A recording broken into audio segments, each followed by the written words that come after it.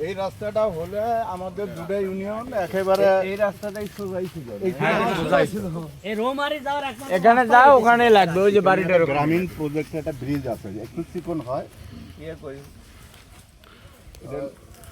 এটা লেখো এটা কি ইয়ে ওকরাকান্দা ততলা জাহাঙ্গীর বিডিআরের বলমারি 3 গ্রাম সংযোগ আচ্ছা এটা হলো জায়গাটার নাম কি?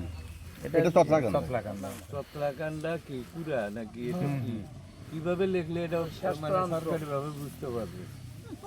উত্তর মাথায় এখানে জাহাঙ্গীর বিডিআরের বাড়ি টু জোনাল চেয়ারম্যানের বাড়ি। হ্যাঁ ওই যে রাস্তাতে নামছি ওটা জোনাল চেয়ারম্যানের বাড়ি এই একটু বাইকে দাও লিখে দিই 3 গ্রাম সংযোগ ব্রিজ দেখলেও হবে।